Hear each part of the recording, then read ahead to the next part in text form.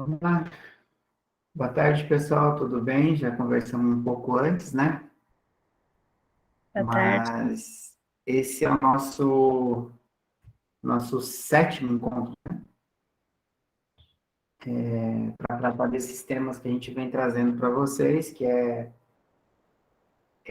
gente, no modo geral, o título é Aspectos Contábeis, né? Mas a gente tem trabalhado não em relação única e exclusivamente à contabilidade em si, mas passando por desde aquela coisa que a gente fez lá no início, né, que a gente todo mundo meio que compreender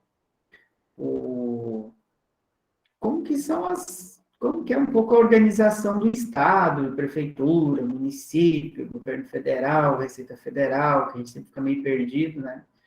Como que funciona essa estrutura toda, os nossos empreendimentos, os nossos grupos, né? A questão de formalização, nós passamos por isso. Depois eu até vou passar um pouco mais por alguns pontos que eu acho relevante a gente relembrar, assim, de forma bem sucinta, sem slide, sem nada.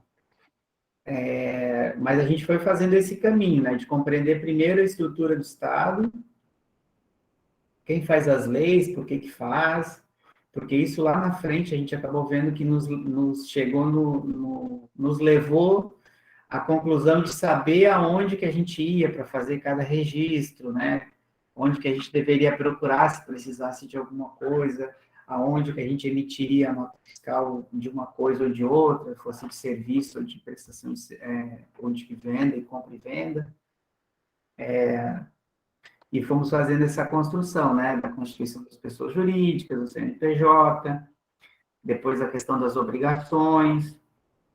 Então, a gente passou assim, fizemos nota fiscal aqui, né, uma olhada ali como que funciona aquelas informações para a Receita Estadual, Receita Federal também. E no último encontro até que a gente realmente entrou assim um pouco nessa questão especificamente de contabilidade, né, a importância ali da contabilidade para a administração e para as nossas questões financeiras. Então, a gente tentou passar aí por vários desses pontos, né, que eram demandas que veio da Unisol também, né, mas sabendo que não se esgota, né, portanto a gente ter noção de como que isso dialoga com o dia a dia dos empreendimentos de vocês todos, seja quando vocês estão lá sozinhos fazendo o trabalho de vocês, fazendo a venda, seja quando estiver participando de grupos, né, e de debates sobre Constituição, de outros grupos e tudo mais. Então, basicamente é isso, né. Até não deu tempo de mudar, mas eu até achava no início que o nome, assim, aspectos contábeis, né, muito que não se enquadra, mas é que, no geral, a gente fala que contabilidade seria todos esses processos que a gente viu aí, está tudo dentro. Então, hoje, a proposta, que ficou do último encontro nosso, seria trabalhar alguns pontos que vocês, a princípio, levantariam lá no grupo, ou dúvidas que vocês têm, a gente está meio que à disposição para ir dialogando sobre algumas questões. Foi levantado alguns pontos como comercialização por associações, questão de parcerias, quanto à execução de convênios ou recepção de bens, né, de uma associação por outra, cooperativa. Então, a proposta hoje era essa, assim, né, a gente conversar um pouco e levantar alguns pontos que vocês possam vir a ter, e no final, se der tempo, aí eu dou uma passada por alguns pontos da nossa. Eu fui anotando aqui, olhando os slides, para a gente não passar os slides, né? Para a gente meio que relembrar um pouco isso, mas refazendo um caminho que a gente fez até aqui, né? Então é isso. Eu não sei, Cristiane, se a gente organiza, o pessoal quem tiver alguma questão para levantar, já levanta, e a gente já vai falando sobre ela, e se tiver que emendar para uma explicação maior, eu já faço. O que você acha? O que vocês acham? Eu não sei se tu entraria naquele questionamento que eu fiz, ou tu quer que eu faça ele de maneira resumida? Eu acho que... Tá. Pode ser, eu acho que a Cristiane, ela me enviou ela me enviou ali uma demanda, e aí eu disse para ela que talvez fosse importante que a gente debatesse ele aqui, né? Acho que pode ser, Cristiane, quem sabe a gente faz isso, então? Porque, como eu disse no final da outra aula, ainda existe uma preocupação muito grande de se saber quando que uma associação pode comercializar e, se puder, de que forma que ela pode fazer isso, o que deve conter, às vezes, no próprio estatuto, do que ela deve se assegurar. Mas nesse meio de caminho surgiu um questionamento muito forte na nossa região sobre compra de equipamentos, né, através de uma associação de produtores, que veio através de um projeto. Esse projeto, ele veio para contemplar um outro projeto que trazia a constituição de uma pessoa jurídica que, por fim, não aconteceu, ela nunca se formalizou, mas tem o recurso que alguns produtores pensam que não pode ser perdido, né, porque é para aquisição de um bem, que seria um caminhão ou um carro menor que pudesse fazer transporte. Então, veio essa preocupação: como realizar esse processo de aquisição do bem, que, de certa forma, vai vir em uma pessoa jurídica, que é a associação, mas que vai ser utilizado para carregar produtos de um município para outro, realizando a comercialização dos mesmos. Então, fica esse questionamento no ar: o que fazer?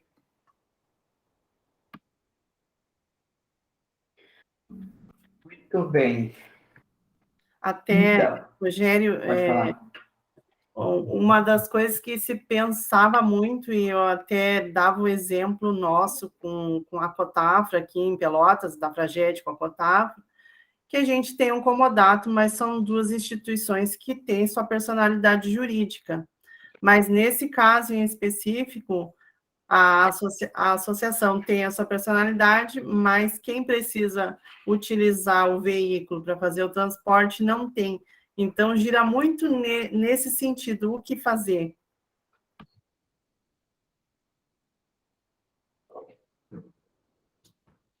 Então, esse ponto que você traz aí, até nem um ponto muito da contabilidade, né? A gente avançaria mais no aspecto jurídico da coisa, aqui, questão de jurídico mesmo, na questão de responsabilidade, né?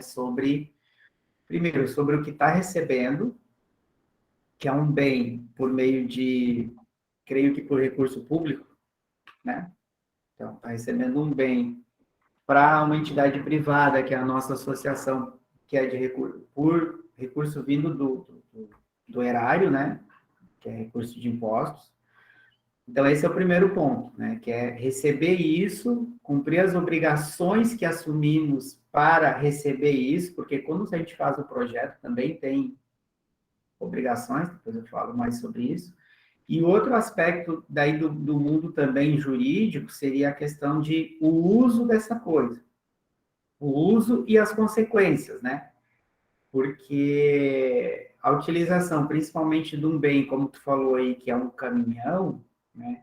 Um veículo automotor, você imagina que gera uma série de riscos, assim, para a associação na qual, para quem esse veículo está registrado, né? Então, de fato, assim, como tu bem mencionas, né, um comodato, o que é um comodato, gente? Comodato é um nome feio que a lei inventou para um contrato de empréstimo de coisas. Então, eu digo nome feio porque não precisava, podia ser só empréstimo de coisa mesmo. Mas é um contrato em que uma pessoa empresta para outra uma coisa para ela usar, né? E, no caso, ele é gratuito. Né? O comodato, ele é como se fosse um aluguel, mas ele é gratuito. Então, quem recebe assume as responsabilidades sobre a coisa. E a manutenção e tudo mais. Quando você faz isso entre duas pessoas jurídicas, e nós vimos lá no início essa diferença entre pessoa jurídica e pessoa física, né? A pessoa jurídica é um conjunto de pessoas físicas que se formam para fazer determinada coisa e não se confunde o CNPJ delas com o CPF das pessoas. Então, quando você faz um contrato entre duas pessoas jurídicas, quem responde por qualquer prejuízo, qualquer problema, é o patrimônio daquela organização. Então, se é uma cooperativa contra cooperativa e gerar qualquer prejuízo, né, o patrimônio delas é que garante qualquer prejuízo que possa ter causado num acidente, por exemplo. Então, assim, duas pessoas jurídicas é um pouco mais tranquilo. No caso, como um dos grupos é informal, vocês já passariam a ter um pouco mais de dificuldade. Por quê? Não é que seja impossível de fazer um contrato de comodato, né? Você pode fazer um contrato de comodato, por exemplo, mas o grupo é informal. Então, o grupo, como tal, não vai poder aparecer nesse contrato. Ele pode ser mencionado de passagem, mas como ele é informal, não tem nenhuma responsabilidade, não existe um patrimônio que vá responder por eventuais prejuízos. Então, o que vocês poderiam fazer, o que é viável? Um contrato de comodato, assim como qualquer contrato, pode ser feito entre uma pessoa física e uma pessoa jurídica, que é vocês, e uma pessoa física.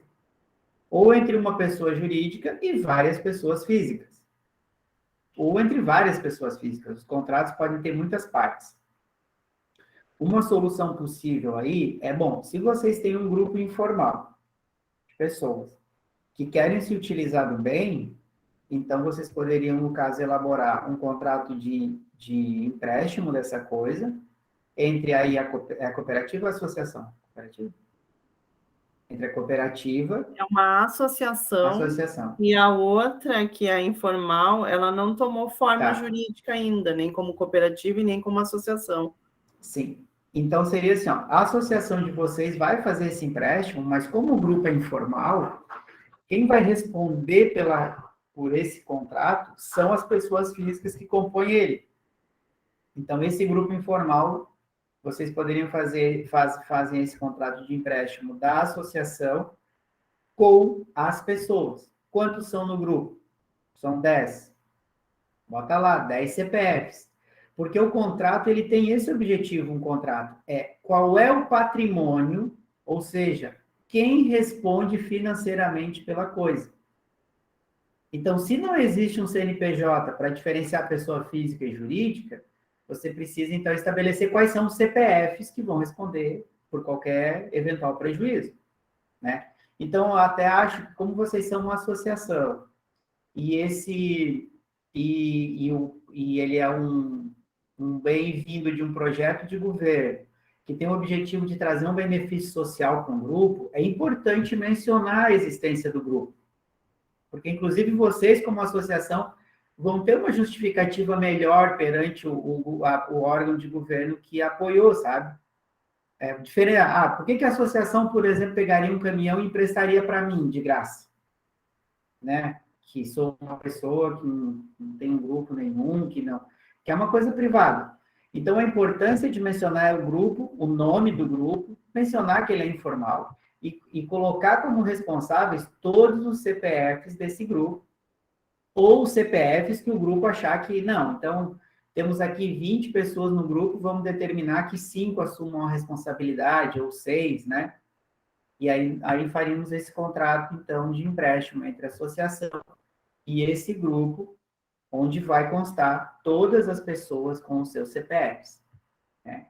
Isso é uma alternativa que eu trago para vocês, porque vai estar suprindo todas as possíveis problemas de vocês. Então, se causar qualquer prejuízo com esse caminhão, vai ser atribuído aqueles 5, 10 ou 15 CPFs que estão lá. Eles vão responder solidariamente e vocês vão estar segurados de alguma forma, né? Quanto a isso. Parece que isso não tem muita relevância, mas tem. Hoje até um cliente me procurou, em relação a transporte, é sempre mais complexo, porque assim, a gente até falei sobre possíveis consequências de um envolvimento num sinistro de trânsito, né? Seja furto, seja um acidente, porque o acidente não é só o bem material, né? Às vezes ele envolve Questões extrapatrimoniais, pode envolver questão... claro que, assim, só para todo mundo ter claro, né? Vocês sabem que existe crimes de trânsito, né? Crime de trânsito, causar dano para uma pessoa ou a morte, tem um crime previsto no Código Penal sujeito à prisão. A associação, uma pessoa jurídica, nunca vai ser responsável porque ela não cometeu o ato diretamente. Então, se tiver qualquer penalização não penal, seria o motorista que está dirigindo. Mas o proprietário do bem, ele fica responsável por ter que suprir qualquer dano de ordem patrimonial, que às vezes envolve um dano moral para a vítima, envolve às vezes uma indenização permanente para a família de quem, se a pessoa morre, você já deve ter visto isso no noticiário, né? Então, a família fica lá recebendo para o resto da vida, porque aquela pessoa era arrimo de família, era quem sustentava a família. Então, são essas situações que poderiam gerar, então, o prejuízo para a associação. Precisa ter esses CPFs, para quem vocês vão entregar o carro, então, responsáveis por isso. E tem uma outra questão também, no caso de transporte de mercadorias, que vai além disso aí que eu estou falando para vocês, que é o fato de que o transportador ele é responsável pelos impostos do que ele transporta também. Então, por exemplo, se está, inclusive temos aqui que eu defendo, né, judicialmente, transportadores com situações parecidas. O caminhoneiro vai lá e contrata uma carga, um frete autônomo. Ele está transportando a mercadoria, chega na fiscalização, no posto fiscal, eles detectam que a nota está errada e aplicam uma multa de ICMS, a penalidade. Se o responsável pela carga não pagar, o proprietário do veículo tem que pagar. Então, vamos pensar que o grupo está lá, levando o seu produto, não tirou nota, não fez as coisas, não sei o que, parou uma fiscalização de ICMS, não está adequado, aplica a multa tributária. Quem vai pagar a multa tributária? Você estava falando do grupo informal. Vai pagar o transportador, o dono, não é nem o transportador, é o dono do caminhão. Se for um CPF, vai ser CPF, se for associação, ela vai estar corresponsável pela dívida tributária. Então, eu estou dizendo que vocês não devem fazer isso? Não, eu acho que vocês devem fazer, porque, inclusive, o nosso objetivo, né, enquanto empreendimentos coletivos, é fazer com que a gente funcione, a gente vá estendendo nossos braços um grupo para o outro. Mas é se cercar de garantias, e isso não é burocracia, isso não é, a gente não pode deixar dizer, vocês são muito formais. Não, é uma questão simplesmente de garantia da organização, sabe, das associações. Então, é ter, nesse grupo que vai receber o veículo, o máximo de pessoas com capacidade de pagar eventuais prejuízos. Porque se a pessoa não tiver nada também, infelizmente, não adianta nada, ela tem que ter um patrimônio para pagar, né? Mas dá para fazer.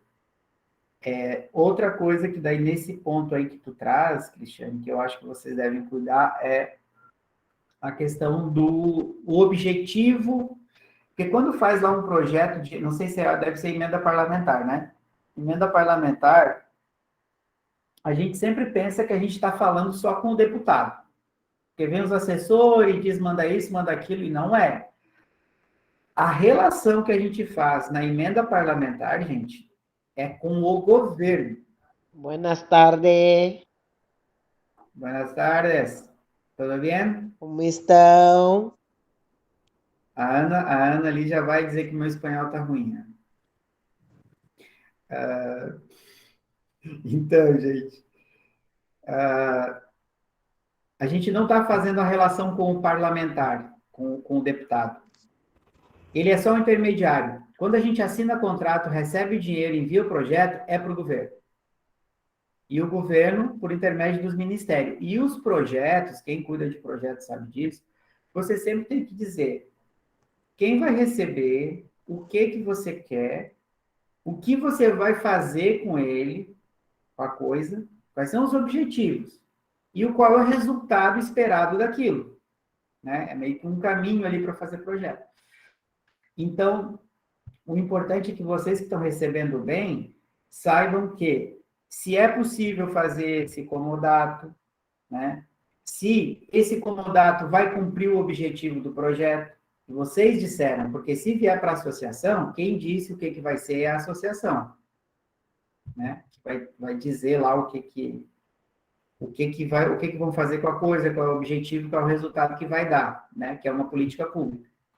Então, também observar essa questão, na hora de fazer o comodato, mencionar isso, que se trata do cumprimento do objeto daquele convênio, porque vocês vão se garantindo assim, né? Porque, veja, é isso que eu falei, vocês estão pegando um recurso do governo federal, pegando para a associação e passando para pessoas físicas. Então, é bom vocês deixar um lastro para garantir que vocês não tenham problema. Eu acho que falei demais sobre isso, mas eu acho que daí é bom que deu para dar uma passada sobre vários pontos, assim, principalmente em relação a gente formalizar bem as coisas, é importante. Não, foi ótimo, Rogério, até porque muito do que tu trouxe para esclarecer essa fala, de certa forma, ela vai esclarecendo outras coisas que ficavam subentendidas, mas que a gente não tinha essa clareza, né? A Ana está com a mão levantada. A minha não é uma dúvida sobre o que estaban falando, sino otra questão.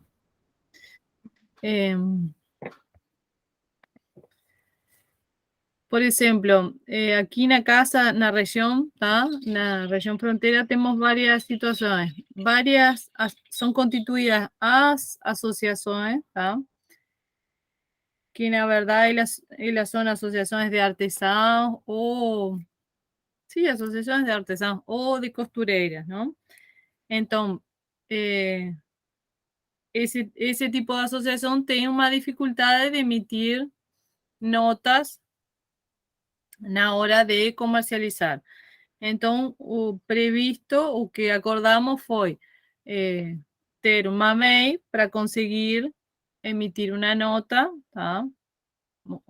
Dentro de esas asociaciones tem alguien que es MEI y emite una nota en el caso de vendas, ¿tá? donde se haya solicitado una nota fiscal. Entonces, cuando esa MEI precisa ir, ¿tá? a hacer o impuesto de renda, ¿tá? Y ella tiene esas actividades, ¿tá? Y se misturan varios tipos de actividades, servicios y productos, ¿tá? Venda de servicios y vendas de productos. A declaración de impuesto de renda tiene que ser diferenciada, Rogerio, tiene que ser un masó. ¿Cómo sería? También teniendo en cuenta que yo acho que ese es el mes para hacer la declaración, o último mes para hacer la declaración de impuesto de renda, ¿no? Sim, esse é o último mês. A declaração de serviço e produto que você falou é dos MEIs, não é da associação, né? Sí, es 2 meses. La verdad, la asociación no puede emitir una nota fiscal porque... Sim, sim. O MEI, lá na declaração do MEI, tem dois campos específicos, tem uma parte que você declara quanto que foi de serviço e outra quanto que foi de vendas, tá?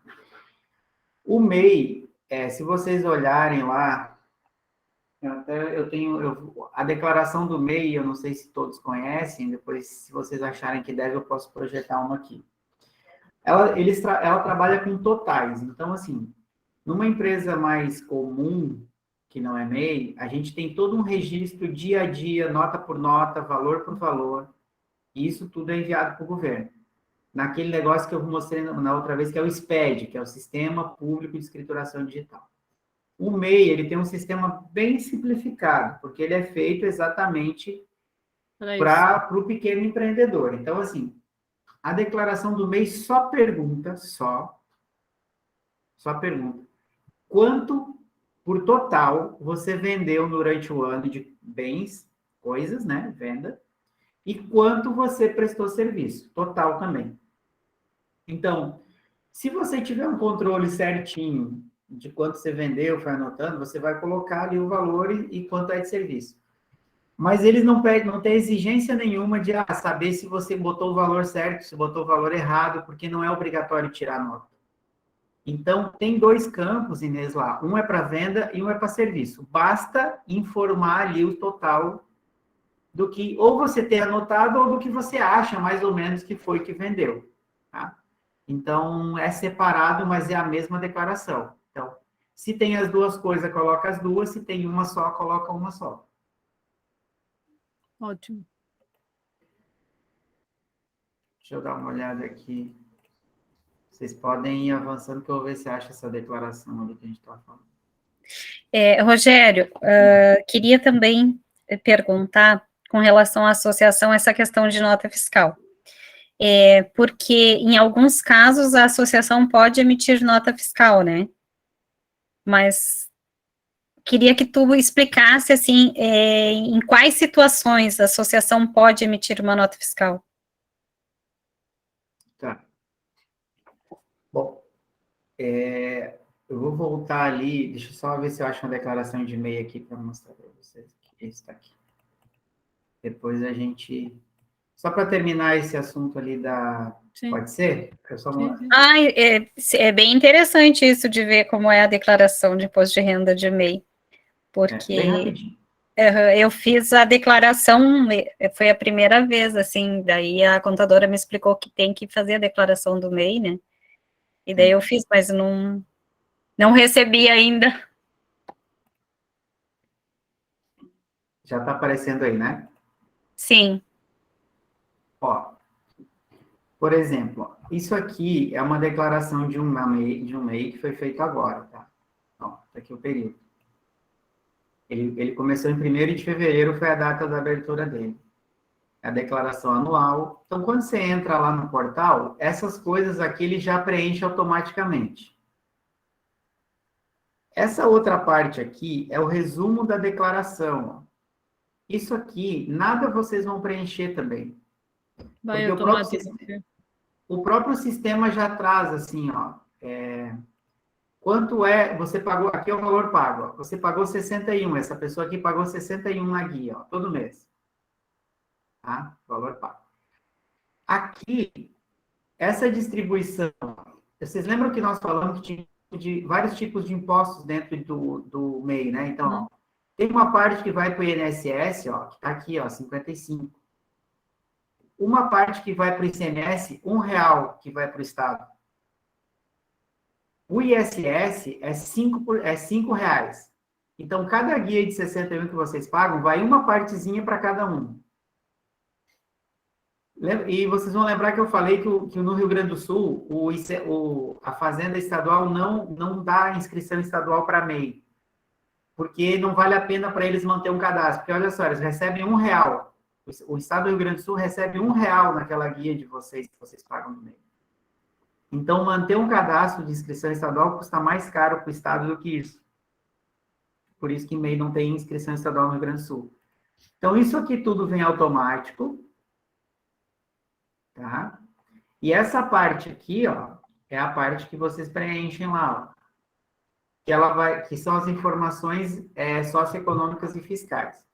Então, vai dizer, ó, quanto você vai só informar. Aqui vocês informam já.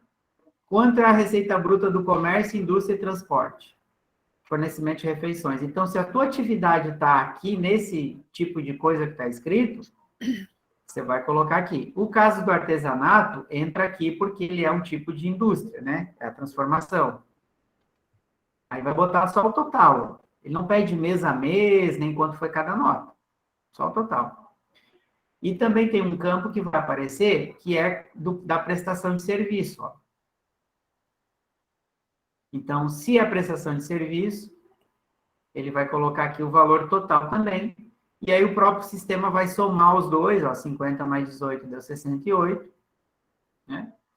E vai estar. Então, basicamente, o que se preenche, que nós precisamos preencher da declaração do MEI, é esses valores aqui por total. O programa vai fazer o resto sozinho. Depois te pergunta se você teve uma relação de empregado ou não. Isso. Porque isso aí teria, mas também teria o valor da guia, já seria diferente aqui também. Uhum. E aqui também ele vai, se a pessoa teve benefício do INSS, ó, se teve, durante o ano eu recebi um benefício por auxílio-doença. Já vai aparecer aqui também que teve benefício. Então, assim, o processo é relativamente simples, o resultado da declaração é esse aqui. Mas só, assim, o que eu tinha respondido lá para a Ana, né? É a mesma declaração, você só separa aqui o que é uma coisa e o que é outra.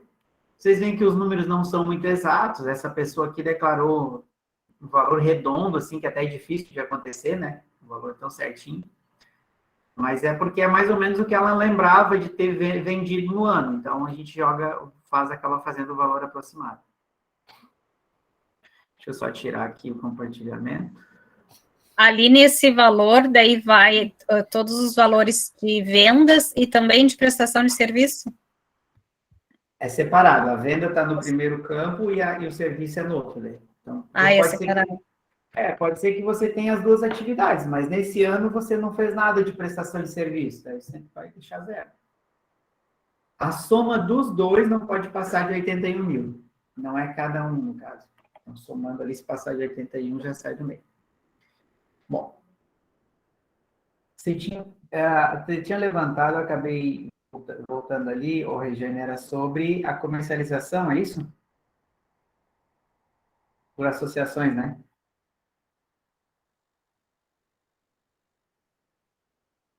Desculpa, eu estava falando e o microfone estava desligado.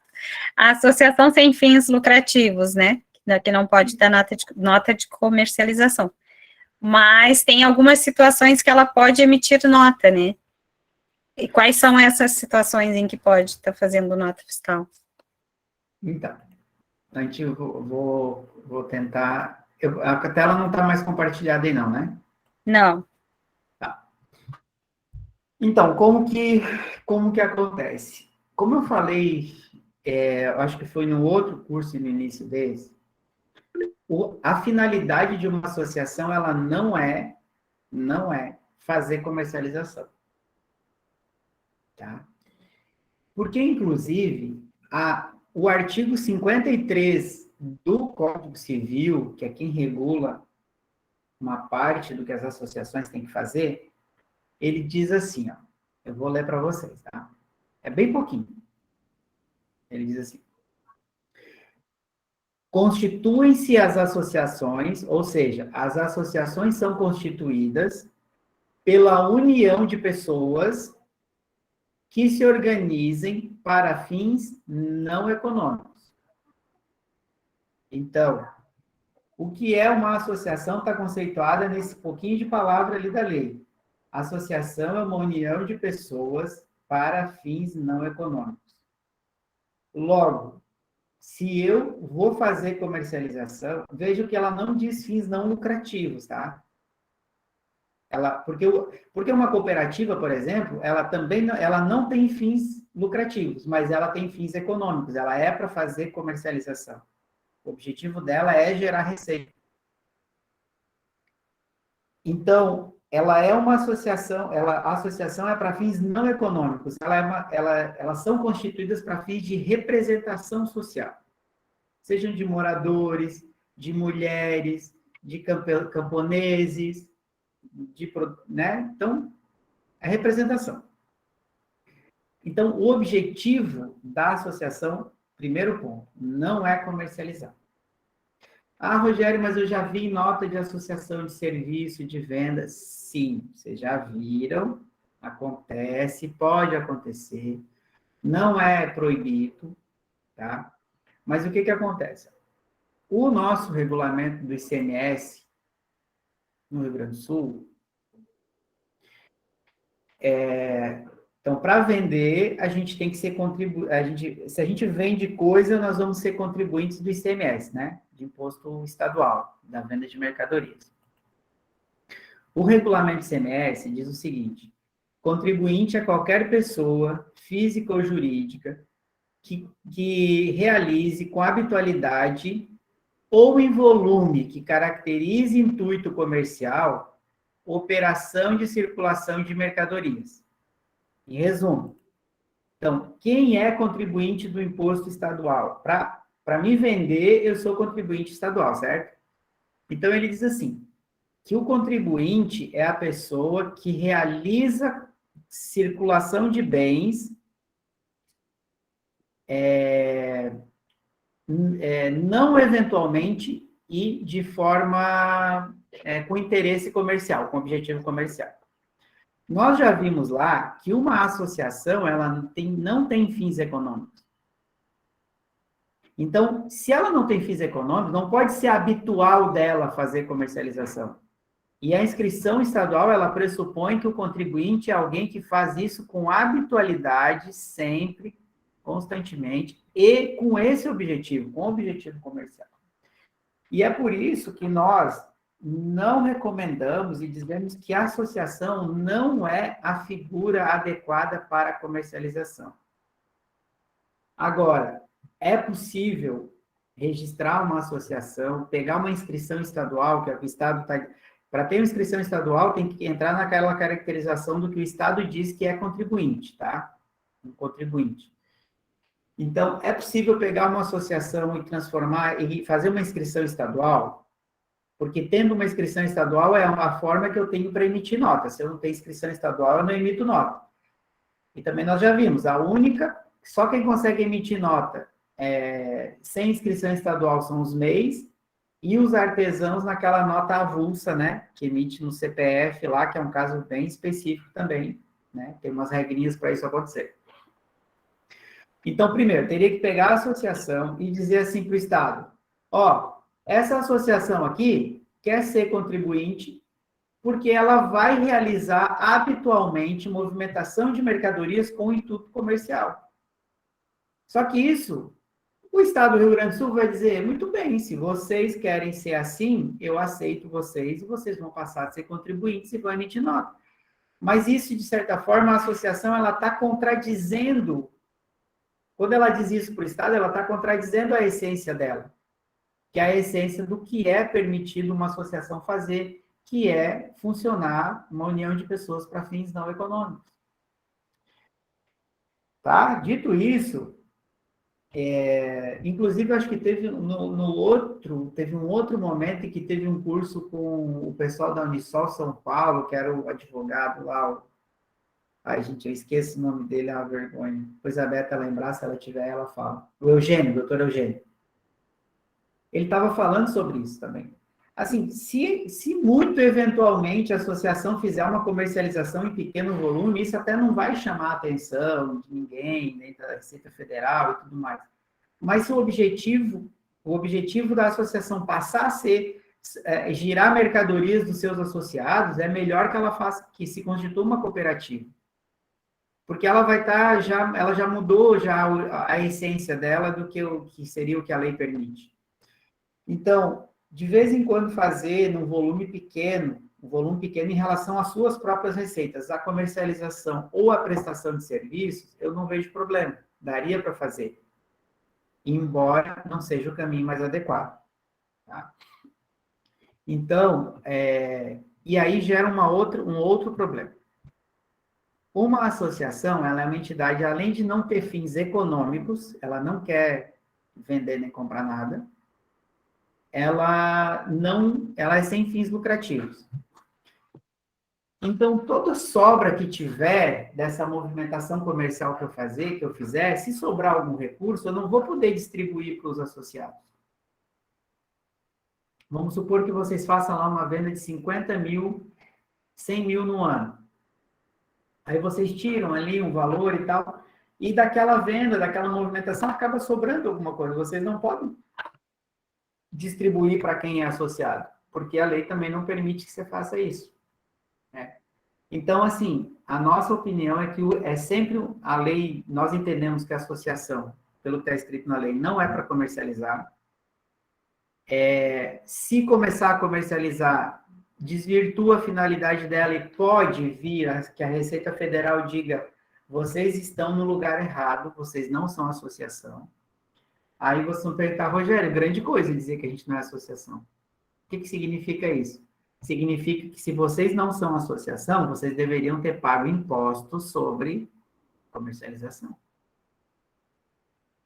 Porque a associação é isenta de impostos federais porque ela não faz comercialização, ela tem fins não econômicos. Se você descaracteriza ela, tu corre o risco da Receita Federal dizer, não, vocês não são isentos de impostos. Vocês estão operando no mercado aqui. Mesmo que a gente prove que vem lá a mercadoria lá do nosso associado, foi para lá. Então, assim, o que nós não podemos concretamente dizer que façam uma associação e saiam vendendo, tá? Isso acontece, a venda ela acontece, ela pode acontecer e pode não dar problema? Pode, mas eu não posso dizer que é o meio mais adequado, sabe, Regiane? Nós não, assim, não tem como eu chegar e dizer para vocês que pode. Eu posso dizer que é possível e que num volume bem pequeno em relação às movimentações, não vai chamar a atenção do fisco para nada e não vai gerar maiores consequências, tá? Mas nunca constitua uma associação para fins comerciais. Essa é a orientação que eu dou. É que tem muitos empreendimentos que se tornaram associação, porque, no caso da associação que eu faço parte, foi isso que aconteceu também, na época tinha que ter 20 pessoas para formar uma cooperativa, e a gente queria ter um CNPJ. Então, a gente, né, construiu a associação, só que depois a gente foi no caminho aprendendo, assim, que a associação não era para comercialização. E muitos empreendimentos também foram vendo que não, e daí a gente começou a utilizar o MEI, né, para poder Tu quer ver uma outra coisa que é ruim para as associações, é assim, ó. O MEI e a empresa do Simples, ela não paga ICMS, por exemplo, que é o Imposto Estadual de Circulação de Mercadorias. Por quê? Porque ela é MEI ou ela é uma microempresa enquadrada no Simples. No caso da associação, ela não pode se enquadrar no Simples. Logo, ela vai pagar ICMS. Dependendo da operação, claro. Mas, assim, ela não tem essa... Porque a empresa enquadrada no Simples e o MEI, ele já larga sem pagar só por ser quem ele é, independente do que ele está vendendo e para quem ele está vendendo. O fato dele ser o que ele é, já diz que ele não vai pagar o imposto. E no caso da associação, como ela não tem esse benefício dessa forma, então vai ver cada operação, de repente vai ter que pagar. Se uma associação tirar uma nota para fora do estado, vai pagar ICMS. Dependendo das operações internas dentro do Rio Grande do Sul, dependendo da operação que fizer, também vai pagar ICMS. Porque ela não pode se enquadrar como microempresa no Simples Nacional, né? Já a cooperativa, por exemplo, ela já tem benefícios que não é a do Simples Nacional, mas ela tem benefício por ser cooperativa.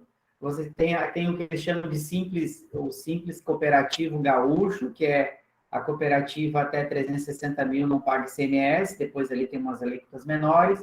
Mas vejam, lá está escrito que é para as cooperativas, não diz para as cooperativas e associações, logo a tua associação vai ficar fora daquele benefício. E por que é que a lei não está falando das associações, esse benefício para as cooperativas? Porque quem faz a lei sabe que a associação não é para comercializar, então eles nem colocam associação. Se a gente chegasse lá, vamos supor que eu fosse deputado e quisesse mudar aquela lei, né? Ó, tem que colocar aqui nesse benefício as associações. Quem faz as leis, os técnicos lá legislativos, vão dizer, não, deputado, isso aqui não tem porquê, porque a associação não é para comercializar. Não tem por que botar ela nessa lei de CMS. Então, é isso, assim, a cooperativa, a associação, quando ela comercializa, ela fica num limbo, assim, ela não consegue nem ser simples, não consegue ter os benefícios da cooperativa, porque ela não é feita para isso, né? E como eu disse, não que ela não possa fazer. Uma associação pode, por exemplo, o Alex está com a mão levantada há tempo ali, Alex, já disse você falar. Tem o Alex e depois tem uma pergunta da Hilda também no chat. Tá, aí eu já só finalizando aqui, então, essa história da associação, assim, Uma associação geral, vocês veem assim, eu já peguei notas de associação, na verdade é recibo, eles nem fazem nota. Porque às vezes ela trabalha com a venda de publicações, ou a venda de algum produto que faz ali com a marca do movimento, que é para arrecadar recurso, que é só aquele recurso que vem para o caixa dela, para as suas atividades sociais. Ela não é aquela coisa de compra de um e vende para outro, compra de um e vende para outro, que é o típico do comércio.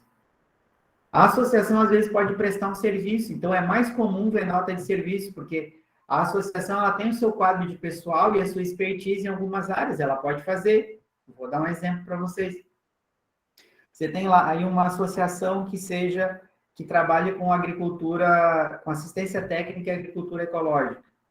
Nós temos aqui no litoral, temos grupos aqui.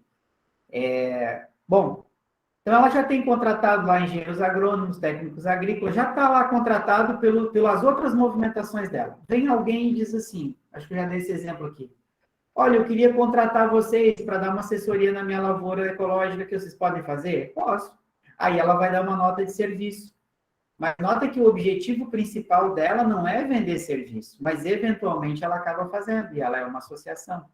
Então, a prestação de serviço nas associações é mais comum do que a comercialização, porque está mais afeita à atividade dela. Vamos lá para a fila? Alex, pode fazer a tua pergunta? Alô, boa tarde, Rogério. Boa tarde a todos aí. Tá me ouvindo, Rogério? Estamos todo mundo te ouvindo. Tá me ouvindo? Sim, estamos te ouvindo. Sim, Rogério, então, essa explicação que tu falou sobre as associações, as associações podem emitir nota fiscal somente no município, é isso? Não. Na verdade, assim, como eu falei, assim, não é proibido a associação emitir nota fiscal. Se ela ir lá na Secretaria da Fazenda do Estado do Rio Grande do Sul e obter a inscrição estadual, ela vai poder passar a emitir nota. O que nós falamos aqui é que as associações, elas não são o meio adequado de fazer comercialização. Então, independente se é dentro do município, se é fora, não é o local que faz, tá, Alex? O que eu disse é que não é o meio adequado de fazer comercialização, não é a pessoa jurídica adequada para isso. Pode fazer em pequena escala? Pode, até em grande escala, mas é que a gente não recomenda por conta das consequências disso. Então, não tem a ver com se é no município ou se é fora do município, tá? É só que não é o meio adequado. Inclusive, aquele dia que a gente estava lá com o teu contador junto, ele até comentou isso contigo também, né? Que vocês têm associação e tem cooperativa. Ele até falou, para comercializar na cooperativa, é isso que a gente recomenda, né? Se tem alguma associação que faz comercialização, não estamos cometendo nenhum pecado muito grave, mas a gente tem que ver como é que a gente organiza isso financeiramente para não gerar riscos com a Receita Federal e tudo mais, né? Rogério, e a outra pergunta, Rogério, esses dias, nas aulas anteriores, eu vi tu falando e comentando aí sobre as atas das associações e cooperativas. Agora, colocando no estatuto, quando fizerem alguma mudança, elas podem serem feitas, tipo, o pessoal que faz parte da cooperativa da associação e ser registrado em cartório, isso?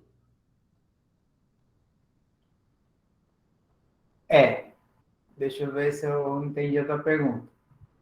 Você constitui a associação e aí você é registrado no cartório a associação e as atas das assembleias também, tudo dentro do cartório.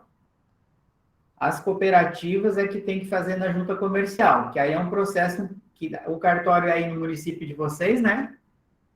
E às vezes um município pequeno, o cartório é noutra cidade, mas geralmente é algo próximo. E no caso das cooperativas, o registro é todo na junta comercial do estado, né? De cada estado aí tem a sua junta comercial.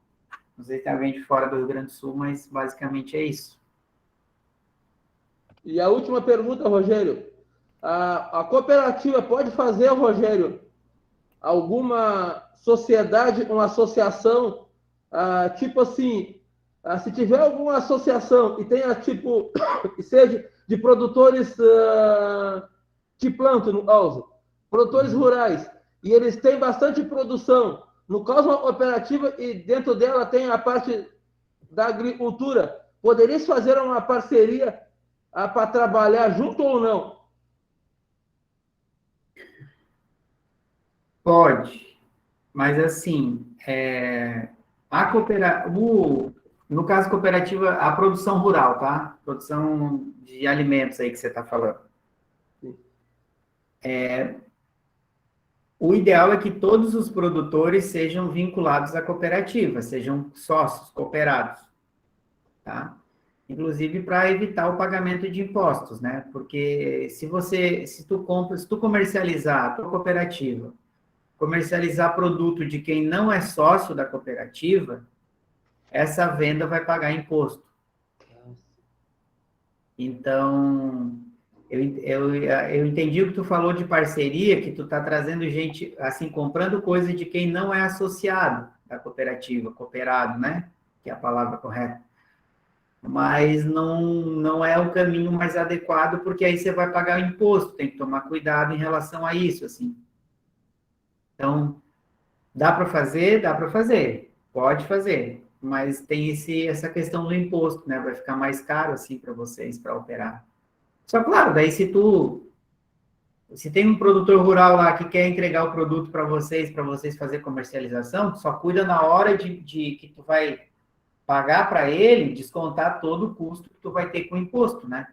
O que acontece, às vezes a cooperativa não calcula isso, compra o produto, sei lá, compra o produto por R$10 e entrega 9 para o produtor, e daí só fica com R$1 e depois não paga nem o imposto. Então, vocês só tomem o cuidado em relação ao custo do produto, Sim. custo do imposto. Tem razão nisso. É. Não, essa era a minha dúvida, meu amigo. Muito obrigado por esclarecer. Vou acompanhando agora o pessoal. Tá bem. Rogério, a Hilda está perguntando se a associação pode fazer compras para os associados.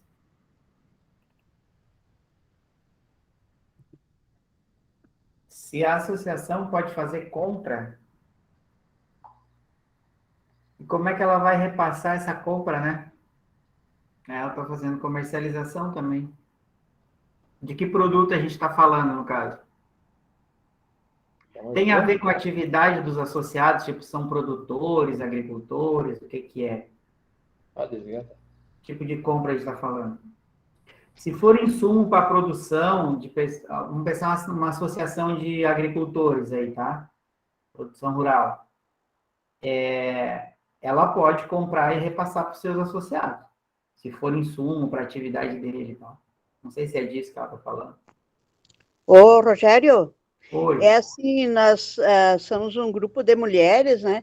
A gente até montou essa associação pensando que dava para fazer compras, dava para vender, né? A minha pergunta é o seguinte, nós somos costureiras, né? É uma associação de costureira. Isso que eu queria saber, se a gente pode comprar tecido, linha, essas coisas, para nossas colegas trabalharem. Ou lã para as tricoteiras, essas coisas aí. E aí depois quem vende essa produção? Quem vende a própria... a própria pessoa que os associados, né? Cada um vende seu trabalho. Tá, mas daí ela não vai vender por intermédio da associação. Não. Ela vai vender, tá. Nesse caso, a associação estaria se prestando a uma coisa que é importante ela fazer, que é congregar as pessoas e facilitar, por exemplo, o acesso a materiais, como tu falou, daqui a pouco poder comprar até mais barato em algum lugar. Mas ela receberia esse produto como consumidor final e a entregaria ali para suas associadas, elas só vão reembolsar a cooperativa, a associação. Mas a associação não faz venda, não pega o teu produto pronto e vende. Isso. Tá. Isso eu acho que, isso eu entendo que seria possível da associação fazer. Essa intermediação na compra de insumos para um grupo que está representado por ela, né? Então, daí o objetivo da associação, lá nos objetivos, vai constar isso, né? Que a associação tem por objetivo facilitar o acesso a insumos para os seus associados, de modo mais barato. Então, tudo isso é importante na associação, que conste nos objetivos sociais dela, no estatuto. O estatuto não é só um papel que a gente pega e recorta e cola, entendeu? É importante que a gente pense o que nós queremos fazer. A gente coloca ali. Tá? Sim. E como é sem fins lucrativos, né? No caso que a gente paga aluguel. Então, isso é dividido entre os associados, né? E no caso da prestação mensal, que o pessoal paga uma mensalidade de R$ 10 para a associação, para a gente sair, viajar, transportar a mercadoria. E as empresas que levam, os ônibus que levam, às vezes pede nota, né? Nota do que eles pedem? Que às vezes a gente recebe, que nem nós recebemos, às vezes, apoio do Banco do Povo, e o banco pede nota para nós do dinheiro que eles deram para a gente participar das feiras.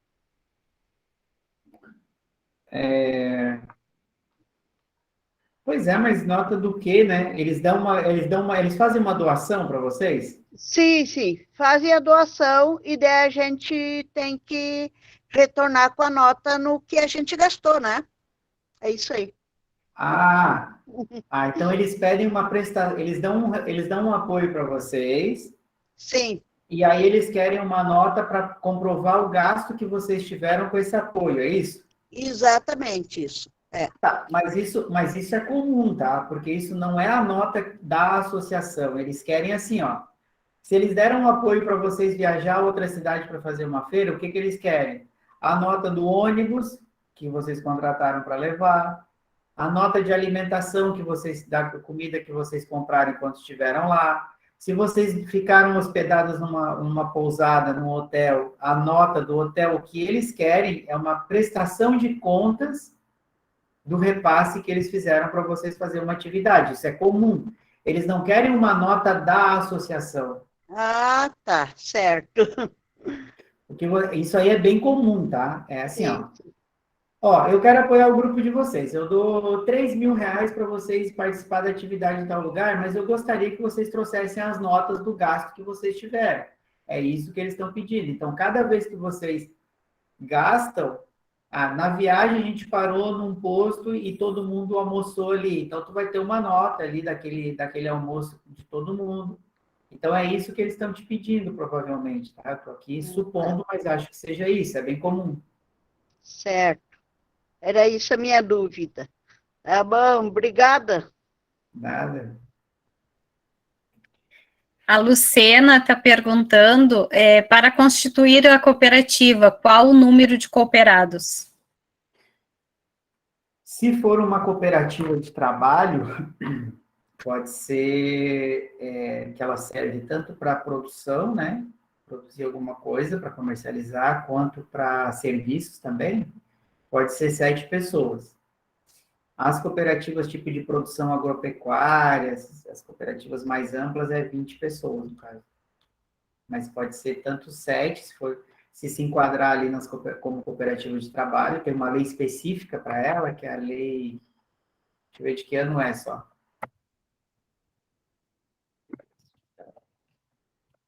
Eu acho que é 2009, né? Vou confirmar aqui. 2012. Luciana, em 2012, tinha uma lei das cooperativas, que ela é muito antiga, precisava de 20 pessoas para constituir, e era mais burocrática. Ele é mais burocrático, assim, o funcionamento dela, né? Então, em 2012, foi editada uma lei para facilitar a constituição de cooperativas de trabalhadores, assim, ou que prestam serviços, ou que fazem algum tipo de produção. Então, ele simplificou, dá para constituir cooperativas até com 7 pessoas hoje. E aí o quadro societário ali, as diretorias podem ser menores, podem ser de 3 pessoas, o conselho fiscal é menos pessoas também. Então, com 7 você já faz uma cooperativa.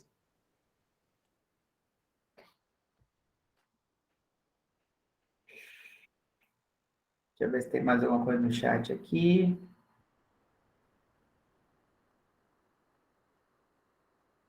Não, aqui foi tudo. Então, o Regiane, eu não sei, no fim, às vezes, tipo, associar a comercialização das associações, acho que posso ter falado demais, eu não sei se eu fui muito claro, mas, assim, não é para fazer, mas dá para fazer, né, em pequena escala, dependendo da situação, tá? É só para... Pode ser contribuinte, resolveu ser contribuinte, mas alguma coisinha ali na frente vai acabar dando errado, sabe? Dá para usar, assim, transitoriamente, fazendo comercialização. Mas também, gente, assim, ó, daí tem que abrir uma inscrição estadual, sabe? E vocês vão ver, assim, se vocês pegar uma associação e para fazer nota, vocês vão ter que pedir uma inscrição estadual para o Estado.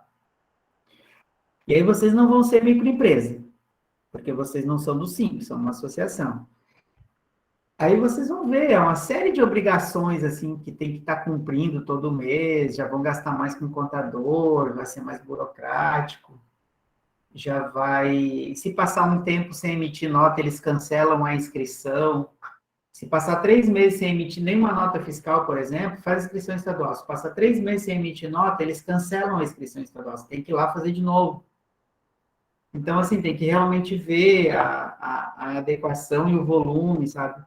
Por isso que desde o início, naquele outro curso que a gente fez, a gente diz assim, ó, a figura do microempreendedor individual para fazer a comercialização dos pequenos empreendimentos, né?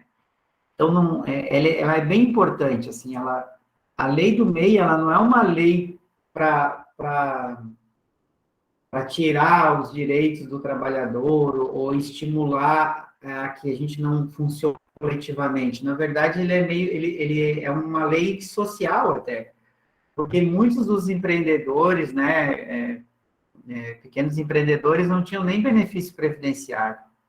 E o MEI também possibilita isso, ele é bem importante. Então, dá para ter o MEI e continuar na associação. Ser associação e cada um, em vez de ter o seu CPF, ter o seu MEI.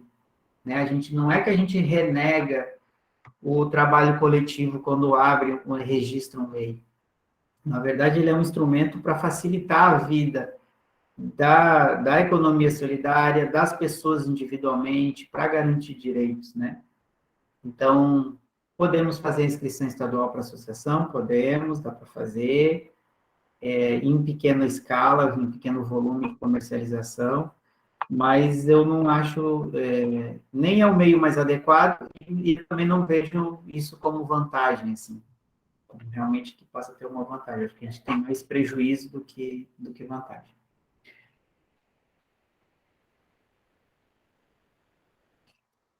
Algo mais, gente?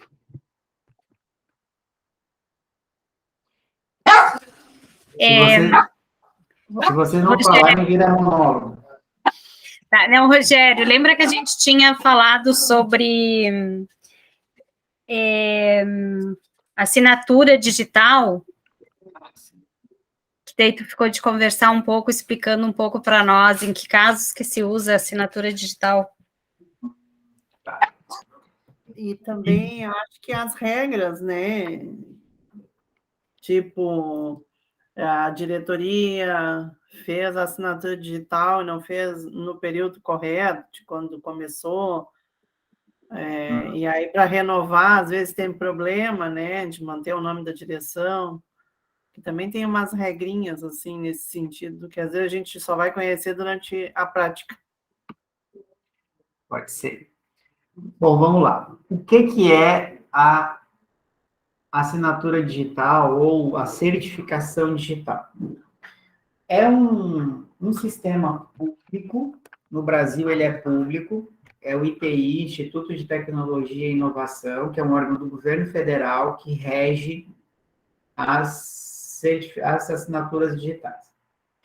Aquele movimento que eu mostrei para vocês, o tal do SPED, que está as notas eletrônicas, contabilidade, tudo digital. Então, ele dialoga com esse negócio da assinatura do certificado digital.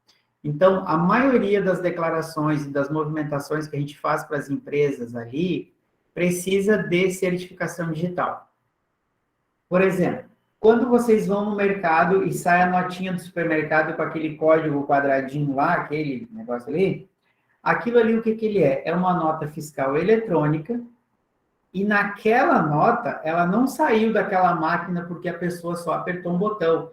Ali houve a assinatura do dono da empresa, do CNPJ da empresa, naquela nota fiscal. Como que isso aconteceu? Com o certificado digital. Então, o certificado digital é uma assinatura eletrônica que serve para todas as relações das pessoas físicas e jurídicas com o governo, não só com um governo, mas hoje com a maioria dos governos. Então, quando você vai fazer a sua nota fiscal eletrônica em Porto Alegre, a Prefeitura de Porto Alegre pede a certificação digital. Quando você vai fazer a nota na Secretaria da Fazenda do Estado, pede a certificação digital. Quando vai fazer a declaração de renda para a Receita Federal, em alguns casos, claro, não em todos, vai pedir a certificação digital. Porque é a forma de validar o que tu está dizendo na internet. E a certificação digital, ela nada mais é do que a pessoa física ou jurídica, ela vai até um local credenciado e pede para emitir, então, um certificado digital. Notem que quando deixa eu pegar aqui um pé. Quando o certificado digital ficar pronto, ele pode estar em 2 lugares. Ele pode estar aqui, por exemplo, dentro de um cartão igual de banco, nesse chip. E aí, isso aqui tem a minha assinatura para esses meios digitais, aqui dentro. Eu só consigo usar se eu tiver ele e a minha senha, claro, e uma leitora desse negócio. Mas existe um certificado digital, que é a minha assinatura, daí a minha ou a da empresa, tá? Tem 2 diferentes, tem o certificado digital da minha pessoa física e tem o da minha empresa, da pessoa jurídica. A pessoa jurídica que eu sou dono, no caso, ou que eu sou presidente, ou que eu sou coordenador, que ela é feita em arquivo magnético, que é um arquivo de computador que você pode instalar. Então, veja que tanto aqui quanto nesse arquivo contém a minha assinatura. Tudo que for feito com essa assinatura é como se eu tivesse assinado e reconhecido firme em cartório, para vocês terem uma ideia. Da importância e o cuidado que tem que ser com a certificação digital. Então, cada vez que eu assino uma coisa na internet com isso aqui ou com um arquivo, é como se, eu vou repetir, pegasse um documento, fosse até um cartório e reconhecesse a firma da assinatura. Hoje, a certificação digital, ela é feita, tanto começou com a utilização pelo governo, né? Mas aí o que acontece? Diante dessa cadeia de validade, de segurança que foi sendo dado, as empresas privadas também começaram a utilizar. Então, assim, eu já assinei contrato com os Correios. Então, a pessoa envia o contrato, você coloca essa assinatura no documento, devolve, ele está assinado. Então, as empresas privadas também começaram a se utilizar desse tipo de assinatura porque ela tem uma segurança e uma validade jurídica, como eu falei, como se eu tivesse ido até o cartório. Então, se eu quiser fazer um contrato com a Rejane e ela tiver um certificado digital, eu posso enviar o contrato para ela, ela bota o certificado dela, a senha, vai gerar um código, ela me devolve, eu vou lá e coloco o meu certificado e nós dois vamos ter um contrato válido. Então, bastante cuidado com o certificado digital. Quanto à validade. No caso do CPF, o meu certificado digital, no caso, ele tem um prazo de validade, tem uns que é de 1 ano, tem uns que é de 3. E as pessoas jurídicas, o CNPJ, também tem um certificado. Quem é que vai lá fazer o certificado digital da pessoa jurídica? É o presidente da cooperativa ou associação. Se for uma empresa comercial, vai ser o gerente da empresa, o sócio administrador. E a única questão é que, vamos supor que eu tenho um certificado, o Cristiano falou aí, o presidente, hoje é a Cristiane, hoje. Você vai lá e faz um certificado digital para a tua associação que vale por 3 anos.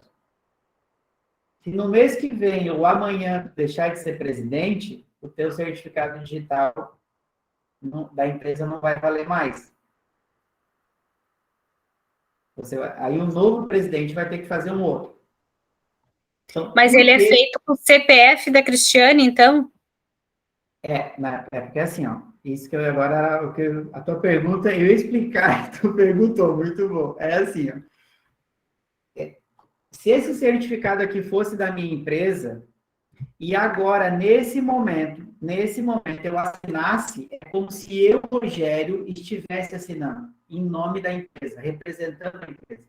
Então, é por isso, Regiane, que se ela faz o certificado da Cristiane hoje, e amanhã o presidente é outro, aquele certificado não pode mais ser usado, porque a Cristiane já não é mais a presidente. Então, aquela assinatura já vai estar sendo feita por alguém que não é mais a presidente. Sim, porque daí ela está representando a associação, né? Exatamente. Então, isso aqui, um certificado, vale por um tempo, mas a representação dela na pessoa jurídica é que tem limite. Então, a gente sempre realmente, a gente orienta assim, ó. Vai trocar, o teu mandato termina daqui a 1 ano. Tu vai continuar, tu acha que tu vai continuar presidente ou vai trocar? Eu acho que vai trocar. Então, faz um certificado de 1 ano só. Né? Por quê? Porque daí é um pouco mais barato, né? Essa questão do tempo influencia no preço. E ali na frente o outro presidente vai lá e faz outro, tá? Então é por isso que cai. Porque cada vez que você vai assinar, é como se tu tivesse... Voltei a falar do cartório. É como se a Cristiane fosse com a ata de eleição lá no cartório e se apresentasse como presidente. Vocês sabem que o cartório, por exemplo, quando você não é mais presidente, não adianta ir lá que ele não vai mais reconhecer a tua assinatura ou aceitar que tu represente aquela organização. E no caso dos MEIs, só para terminar, das notas fiscais, vocês viram lá que, no caso dos MEI, o MEI para fazer nota no site da Secretaria da Fazenda do Estado não precisa de certificado digital, a menos que ele vá fazer uma nota de valor superior a R$8.000. Por que o Estado faz isso?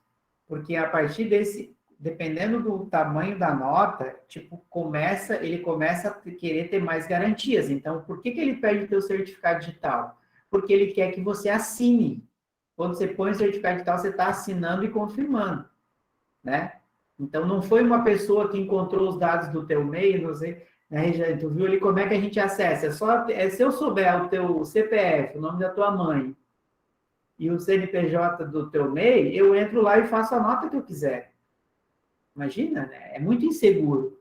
Então, quando o valor começa a ser maior, o Estado diz, não, peraí, agora eu quero uma confirmação de que é a Regiane mesmo que está aqui, fazendo essa nota. E é por isso que pede a certificação digital. Então, para finalizar, o certificado digital não vai demorar muito, gente. Não tem como mais as associações e cooperativas não ter. Os MEIs, por muito tempo, porque é para ser simplificado mesmo, não vai precisar. Mas em outros casos vai ser inevitável, assim. Porque é o que está valendo agora, né? É o que precisa. Então, o melhor seria quando faz a eleição da associação, né? Já faz a certidão digital para aquele período que vai ser presidente. E, Rogério, qual o custo do certificado? Tá. Primeiro uma coisa, assim. Sobre a necessidade de certificado, tá, Regiane? E para quem tem associação cooperativa. Veja lá com o contador se vai ter necessidade. Porque, às vezes, nós temos casos aqui que é assim, ó, se o meu cliente me passa uma procuração, eu posso usar o meu certificado digital para representar ele. Então, se a entidade, a associação cooperativa ou empresa não tem muito uso, a gente até recomenda que não faça para evitar o custo. Tá? Então, e para nós aqui no escritório, fazendo parênteses, já te digo o preço, facilita assim, ó, nós pegamos procuração de todo mundo para fazer as informações com o governo. Por quê? Porque daí eu boto é uma questão de praticidade, eu boto o meu certificado na máquina e eu faço de todo mundo, senão tem que ficar trocando o cartão toda hora. Então, muitas vezes a gente diz para o cliente, olha, não precisa certificado, fizemos uma procuração e eu te represento com as coisas do governo. Mas é claro, se o cliente chega e diz, não, eu quero assinar um contrato, aí não, aí você faz o certificado, porque eu também não vou assinar um contrato por ti, né? Então, a gente usa... Então, o ideal, Regina, é que assim, ó, vê lá com o seu contador se vai precisar o certificado. Ele vai dar a melhor orientação para vocês, tá? Porque tem umas aqui que eu nem peço certificado, não é necessário. Preço, os certificados digitais, o de cartão, por exemplo, esse aqui é mais seguro. Esse aqui. Por que ele é mais seguro? Porque eu tenho que ter o cartão, é igual quando a gente vai no banco. Ele custa R$390, em média, de 350 até R$400 por 3 anos. O cartão válido por 3 anos. E o válido, que é válido por 1 ano, que é de arquivo, daí é entre 220 e R$240. Tá? Então, assim, às vezes é um custo que dá para evitar. Tem esse incômodo, às vezes, de ir até o local para fazer a validação dele, né?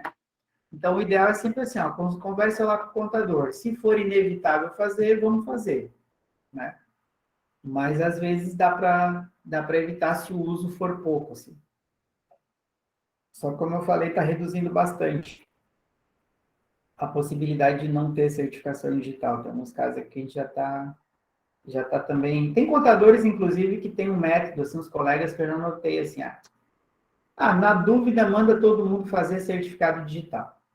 Né? Porque às vezes precisa, às vezes não precisa, então já manda fazer. Mas vocês aí, como a gente recomendou lá no início, ideal ter um profissional de confiança, alguém mais próximo, que entende a realidade dos grupos, que aí vai até ter uma sensibilidade para dizer assim, não precisa fazer, deixa que eu uso o meu aqui e tal. Então, acho que é sempre bom fazer esse diálogo.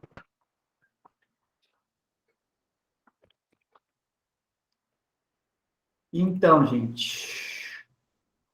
Rogério, tem uma pergunta da Lucena, mas que não é sobre o certificado, voltando lá na questão da associação. A pergunta dela é como faz a gestão da associação com os MEI individual? Eu não sei se ela quer explicar melhor essa pergunta dela para ti. Eu acho que foi eu acho que eu sei porque ela perguntou. Se não for, Luciano, tu bota um sim ou não aí, tá? É porque tem um momento que eu disse assim, que nós podemos ter a associação constituída, que nos representa, que faz que vai lá na prefeitura e faz a gestão da política pública, que nos representa junto com o deputado para conseguir alguma coisa. Mas na hora da comercialização, o que eu disse, não tem problema da gente ter uma associação com 20 pessoas e que, de repente, algumas delas façam o MEI, para a hora da comercialização, que é para não usar a associação para comercializar. Então, acho que a pergunta dela é com base nisso, assim, estou supondo a pergunta dela, mas é que não é que nós vamos pegar o MEI e associar ele na associação, não é isso. É que eu, Rogério, já sou da associação. Quando eu faço um MEI, daí é outra coisa, é só para mim fazer a nota fiscal, né? Então, eu não vou trazer o CNPJ do MEI para dentro da associação, eu vou continuar sendo o Rogério CPF, que sou sócio da associação lá, Unisol. Só que a hora que eu for vender, eu pego o meu MEI para fazer isso. Eu não uso o CNPJ da associação. Essa era isso que eu estava mencionando ali em relação a isso. Então, acho que talvez o que eu falei pode ter gerado a dúvida, Regiane, de que poderia associar o MEI virar sócio da associação. Não é bem isso. Assim. Rogério, boa tarde a todo mundo. A minha dúvida é assim, estamos na associação, somos 10 pessoas, precisamos comercializar o que produzimos, então uma pessoa tira o MEI, ou todo mundo fica MEI, ou eu posso individualmente ter um MEI, comercializo a produção de todo mundo, a gestão é nesse sentido, né? Como é que daí fica na associação? Os tributos, se não tem tributos, a prestação de contas fica para a pessoa individualmente, como, não sei se eu consigo me fazer entender aí na minha dúvida. Eu não tinha entendido a tua dúvida, mas eu acho que também serviu para a gente dizer o que dá para fazer. No caso aí, Lucena, vocês têm que fazer o seguinte, é que daí eu entendo que é um negócio entre particulares. Vocês não precisam envolver a associação nisso. Se vocês têm um grupo e vocês decidem, então, que a Lucena vai pegar o seu nome e constituir um CNPJ para vocês operarem comercialmente, a parte comercial, eu acho que isso não precisa dialogar com a associação, né? Por que precisaria? Vocês podem se organizar, vamos supor, eu, tu e a Regiane, a gente é da associação. A gente montou uma associação nós três. Para comercializar, nós não vamos abrir 3 meses, a gente resolve abrir o nome do Rogério. Daí nós vamos fazer os nossos acertos comerciais, assim, vamos tirar a nota, o Rogério tirou a nota de 5 mil, mas 2 é meu, 2 é da Regiane e 1 é da Lucena. Aí ficaria mais no âmbito privado. Eu não sei se é essa a gestão que você está falando. Pode, por exemplo, fazer um regimento para isso, para deixar claro como é que faz daí a divisão das coisas, dos ônus e os bônus? É que aí... É que eu não entendo que isso seja um regimento, como eu falei, eu acho que isso é um contrato entre particulares, porque assim, ó, a questão é saber da comercialização que vocês vão fazer, o que fica para a associação. Se vocês disserem assim, nós temos um grupo de 5 pessoas que tem determinada atividade, e essas atividades, elas acontecem porque nós somos associação. Então, é justo que a gente deixe um percentual da nossa renda, do nosso trabalho, para a associação. Aí vocês podem até fazer um regimento que preveja esse tipo de situação, assim, em relação à associação. Do que comercializar aqui, por intermédio da associação, 10% vai ficar para o caixa para as suas atividades institucionais. Vocês podem fazer isso, tá? Se tiver essa retribuição financeira para a associação. Se for só entre vocês a distribuição, daí é um negócio entre particulares. Aí eu acho que não teria o caso de envolver a associação nessa situação, a menos que vocês vão utilizar espaço físico da associação, que vocês vão usar o nome dela, aí vocês vão determinar quanto de cada comercialização fica para a associação. O uso do espaço. Nós temos uma máquina que é da associação. Como que a gente organiza o uso dela? Eu pago para utilizar ela ou tenho as minhas X horas por mês? Isso daí, se for isso que você está falando, o uso do patrimônio da associação e do nome dela, vocês podem estabelecer isso no regimento interno. Sim, seria nesse caso. O espaço da associação, das máquinas, né, para produzir coletivamente, e daí a venda seria para reverter para a associação também, para manutenção da associação, para, né, mas esse regimento interno, ele vai vincular as pessoas físicas dos CPFs de vocês. Não confunda com o MEI. O MEI que eu usei, o MEI use ele para fazer a venda, a comercialização. Certo. Tá? Mas o regimento interno é entre CPFs. Então, o Rogério e a Lucena, dando exemplo de nome, Rogério, Lucena e Regiane são da associação. Eles têm MEI, eles vendem. Qual é o regimento interno deles? É os CPFs deles, nada de MEI, que vão dizer, olha, nós vamos usar o nome da associação, nós vamos usar o rótulo, nós vamos usar a máquina, nós vamos repassar X% da comercialização para a associação, para a manutenção das coisas.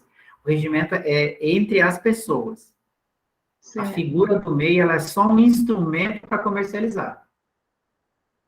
Certo. Inclusive, pode constar no regimento que a comercialização dos produtos de cada pessoa vai ser feita por intermédio dos seus MEIs, pode estar dito isso. Mas veja, esses MEIs não entram ali na história. Quem entra são as pessoas físicas. Muito bem, muito obrigada. Muito bem. Então, gente, estamos aí. Cada vez que termina um assunto, aí eu pergunto então, gente, né? Mas a gente está à disposição aqui. Se surgiu alguma coisa, vamos conversando. Não, eu ia dar um exemplo da associação que eu participo, que a gente utiliza o MEI, assim, como um instrumento para nota fiscal, por a gente ser uma associação. Então, a gente já recebeu, assim, encomendas, pedidos de trabalho coletivo, e que ia gerar um pouco de renda para cada artesã, e daí a gente utilizou o MEI para isso, porque era exigido uma nota fiscal. Aí a gente utilizou o MEI de uma associada, mas ela fez a nota com valor total, e daí depois a gente dividiu ali o valor que se recebeu da nota fiscal. A única coisa que tem que ter o cuidado dependendo do que tem de arrecadação durante o ano, de não passar aquele valor que tu falou, né, Rogério, de 85 mil, né? É isso? Isso, 81. 81, isso. Isso é importante cuidar também, isso mesmo.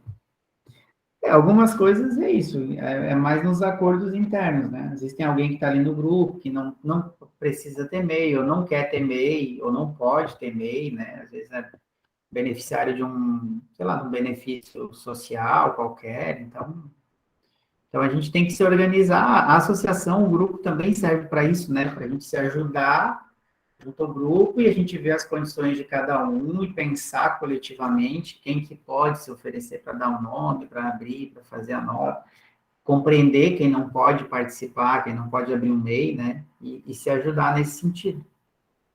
Que tem que ter esse cuidado, né, Rogério? Eu acho que foi até no primeiro curso que teve de contabilidade que se falou sobre isso, que se a pessoa é aposentada, né? Problema como é que se chama quando a pessoa é aposentada? Por invalidez, né? Por invalidez, exatamente. Isso, que dela não pode abrir um MEI, porque corre o risco de perder ali a aposentadoria, né? Exatamente. E aposentado do serviço público. Lucena, tu sabe que se agora que ela levantou, nós conversamos, a Lucena, gente, deixa eu só falar, a gente teve uma conversa, né, uns dias atrás, porque elas têm uma associação, a Anitápolis, né? A cidade Anitápolis, a gente constituiu uma associação, o Instituto Nova Gaia da Pitinga, e está construindo uma agroindústria para processamento de plantas e frutas, que a gente quer essa agroindústria de uso coletivo. Né? Então, agora a gente tinha pensado que a venda poderia ser pela associação, já percebi que não é o caminho. Então, a gente está querendo ver como faz, mas como nós temos no grupo, nós somos, no momento, 9 mulheres, né? E muitas ainda trabalhando no serviço público e outras, como é o meu caso, aposentada do serviço público. Então, aquele dia, no fim, aquele dia, eu até te peço, né, eu fiquei de ver essa situação para vocês, e acabei, eu acho que não te dando retorno. É porque, assim, ó, isso eu posso afirmar, tá? E tu disse, não existe na lei do Simples, tem várias vedações, quem que não pode estar ali? Não está escrito que quem é aposentado do serviço público não possa ter MEI. Eu não encontrei essa regulamentação numa primeira pesquisa. Só que tu me disse que vocês entraram lá para tentar abrir o MEI no site lá do Portal do Empreendedor e que tinha dado que você não podia ser MEI, né? E aí, como eu não tenho, assim... Porque, às vezes, ali tem algumas mensagens que aparecem meio escondidas que nos levam ao real motivo, por que não está passando ali. Eu não encontrei na legislação nada que impedisse isso. E aí, até na próxima vez que eu falasse com vocês, a proposta era de a gente tentar fazer de novo, eu acompanhar ali a elaboração e ver em que momento que trava e por quê, sabe? Porque não existe uma vedação legal para isso. A gente pode ter atrapalhado, porque, né, não estamos habituadas a lidar com essa coisa de, né, lidar digitalmente, entrar em computador e tal, e a gente fica meio apavorado, entra em espaços porque assim, ó, o MEI, o que é o aposentado? Né? Aposentado é a pessoa que já trabalhou, cumpriu a sua cota de trabalho e teve direito a se afastar mediante remuneração. Isso não torna ela, se ela está aposentada por tempo de serviço ou de contribuição, isso não torna ela impedida de fazer outras coisas. Inclusive, Até não sei, eu acho que pode até voltar ao serviço público, uma vez por dia, agora não sei se não vetaram isso.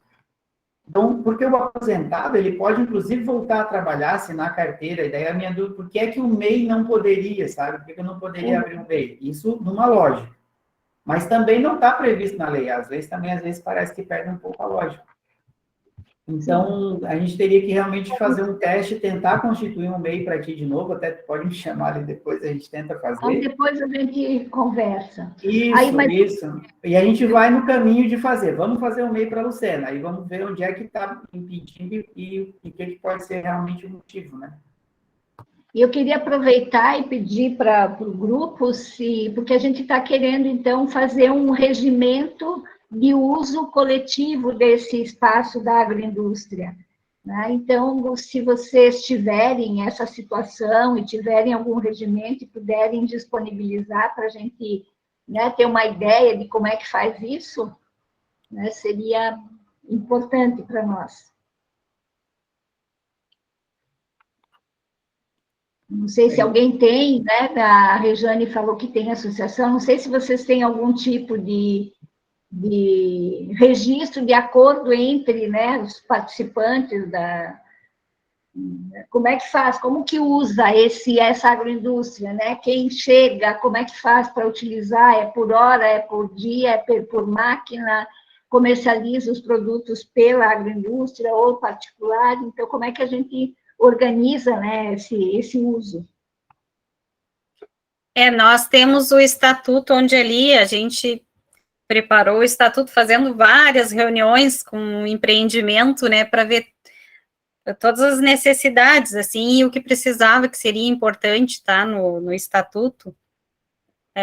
Até há pouco tempo a gente foi fazer um projeto para um edital, e daí precisava que no nosso estatuto tivesse alguma coisa ligada à cultura, daí a gente foi olhar no estatuto, não, realmente a gente tinha colocado, até o Rogério em outros momentos colocou isso, né, da importância de fazer o estatuto dentro das necessidades do empreendimento, né, para quando precisar utilizar, tá ali no estatuto. Mas até, deixa eu, até assim, eu nem sugiro, nesse caso, vocês não deveriam colocar isso no estatuto, né? Porque seria a regra de uso dos bens em comum, sabe? Que pertence à associação, ou Lucena. Se a gente achar algum formato aqui, ou alguém tiver, envia, mas, no geral, eu sempre digo assim, pega uma folha de papel e a gente começa a escrever como que será a regra. Se é por tempo, se vai pagar, se não vai, porque, assim, é muito do que vocês, como grupo, definirem como importante, assim como os objetivos de uma associação, os estatutos. Então, inclusive, essas regras, elas podem ir mudando, porque, às vezes, o que a gente percebe? Com a utilização da coisa que a gente... mas esquecemos de... Né? A pessoa está usando mais tempo do que todo mundo, a gente esqueceu de estipular um tempo máximo. Então, vamos estipular o tempo máximo, porque é sempre o grupo que vai fazer isso, sabe? Então, não, com certeza a gente vai, assim como para fazer o estatuto do Instituto, né, nós pegamos exemplos de estatuto para nos inspirar e fizemos adequado ao que a gente pretendia fazer. Sim, é para dar uma ideia que tu diz, né? A gente tem umas ideias. É só para dar uma ideia, assim, por onde começar, porque como a gente nunca fez, a gente não sabe nem, né? Aquela coisa do aluno, quando começa a aprender, não sabe nem, o professor pergunta, tem dúvida? A gente não sabe nem que dúvida que tem, porque, né? E era nesse sentido que eu gostaria de, se alguém pudesse, né, compartilhar, para a gente se inspirar e, claro, construir o nosso dentro daquilo que a gente pretende desenvolver, né? Eu tenho uma cooperativa aqui que eu atendo, que eles têm uma agroindústria, mas é de produção rural. Eu não sei se eles têm um regimento de uso do espaço, eu vou dar uma perguntada aqui, se eles tiverem eu te envio daí, mas a minha única fonte seria essa. Já até mandei um WhatsApp para ela aqui, para ver se eles têm isso. E se alguém mais do grupo, a gente coloca ali no grupo de WhatsApp depois também, às vezes aparece, tem mais gente lá do que pode estar aqui na reunião, né? Vou colocar depois no grupo. É isso. E aí eu quero aproveitar, então, para agradecer, porque foi numa conversa com o Rogério que eu fiquei sabendo, né, do curso que vocês estavam fazendo, e aí, já admitida, eu disse, eu quero fazer, e estou aqui, foi muito bom, né? Eu sou professora aposentada da UFSC, trabalhei muitos anos na pedagogia e na licenciatura em educação do campo, e por conta disso que a gente está nessa empreitada de fazer no município de Anitápolis, desenvolver, né, a gente adquiriu uma propriedade para desenvolver educação ambiental, agroecologia, cursos de formação e a agroindústria para produzir cadeias, né, pequenas, curtas, para gerar trabalho e renda no município, principalmente visando os jovens e as mulheres, né, da região, do entorno, dos municípios do entorno de Anitápolis. E aí, para mim, todo o conhecimento é muito importante, né? E aí, do meu lugar de professora, eu quero dizer para o Rogério que ele não sei se ele está ouvindo, mas a didática é muito boa, muito esclarecedor, e achei, nossa, muito legal, parabéns. Muito obrigado. E obrigada para o grupo, e quando tiver alguma coisa, me digam que eu estou nessa, estou junto para aprender. Ó, Que deixa eu lindo, Luciana. aproveitar e dizer assim, a Unisol, aqui, esse grupo tem tudo a ver com a atividade que vocês estão propondo lá, tá? Então, inclusive, nos próximos eventos, inclusive presenciais da Unisol, eu tenho certeza que eles vão achar legal agregar vocês. Legal.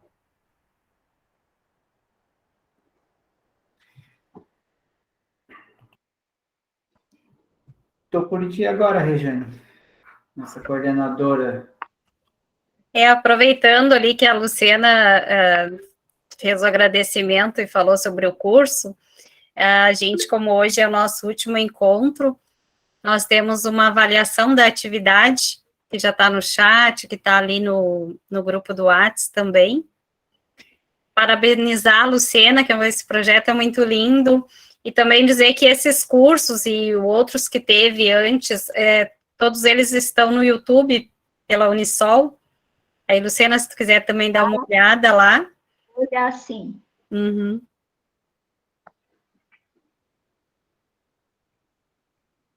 Aproveitando, quem quiser já fazer uma avaliação aqui, esse é o nosso último momento. Temos mais 10 minutos e já termina nosso curso. A Ana Lia levantou a mão, Regiane. Isso, Ana Lia, pode falar. Olá, tudo bem, pessoal? Agradecer, porque foi muito esclarecedor sobre cooperativa, associação, que tem para mim, eram as duas juntas, tem uma conexão diferente uma da outra, foi muito esclarecedor. Quando tiver outros, estou dentro, me chamem. Muito obrigado, Rogério, que Deus te abençoe a tua trilha de vida, foi bem esclarecedor, bem esplêndido mesmo, a todos, né? Obrigado. A Beta está com a mão erguida também.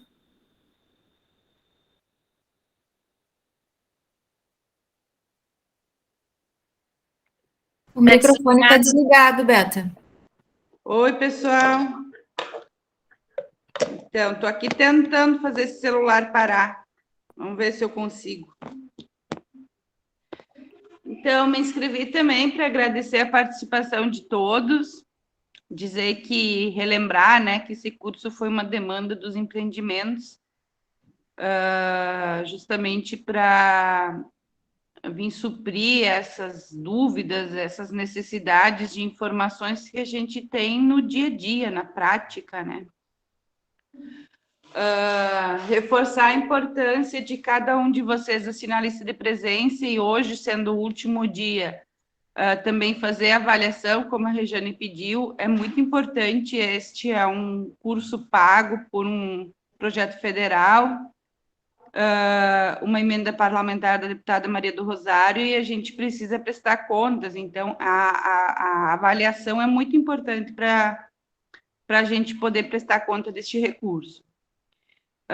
E eu também gostaria de solicitar, de pedir para os participantes, na medida que vão fazendo a avaliação falada, assim como também a escrita, pudessem se pronunciar sobre os dias e horários mais favoráveis para a gente seguir com os cursos, porque os mobilizadores devem ter conversado com vocês e a gente tem ainda uma série de outras atividades para realizar, cursos com outros temas e também ainda alguns nessa questão contábil, mas a gente começou há um ano atrás com 40, 50, 60 pessoas inscritas e que ficavam na sala, né, Rogério?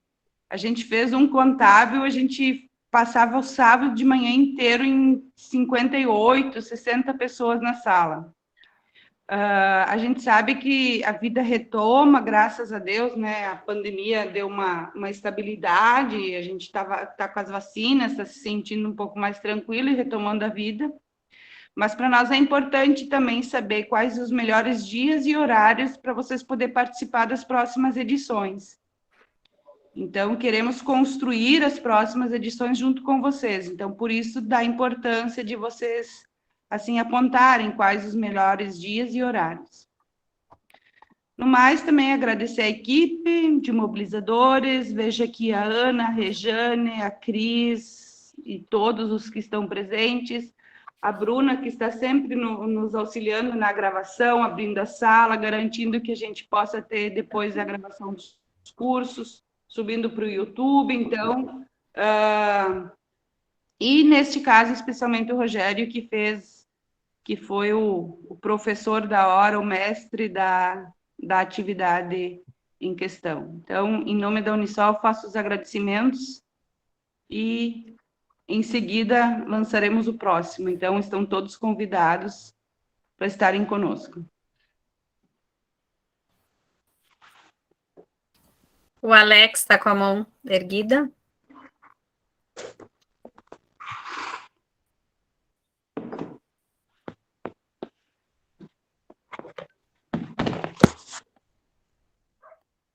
O microfone está desligado, Alex.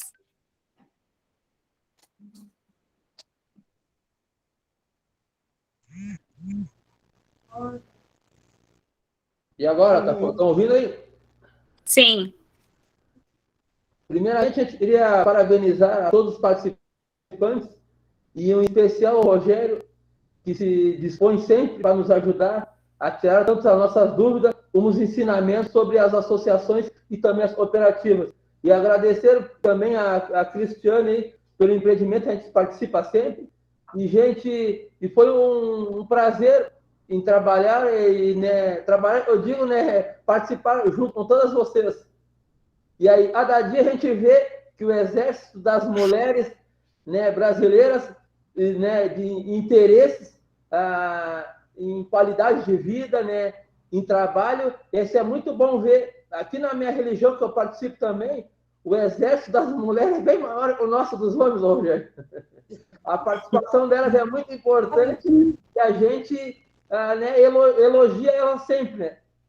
Então, gente, eu queria agradecer a vocês todos por poder participar mais uma vez aí. E quando tiver de volta aí, é só prender aí o grito aí, a gente está junto.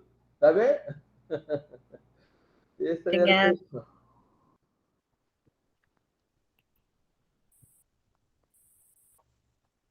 Boa tarde.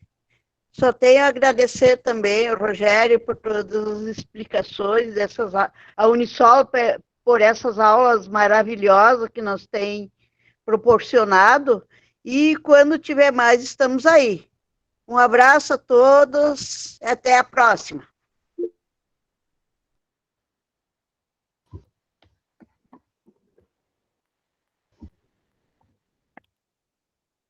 Deixa eu me inscrever, posso me inscrever aqui, já que está terminando? Sim, Rogério. Não tem nenhuma outra inscrição no momento. Então, primeiro eu queria agradecer vocês também por... a gente vai aprendendo junto, né? Eu nem gosto de chamar de aula, eu sempre gosto de chamar de... eu acho que aprendi também nas organizações, tipo, encontro de formação.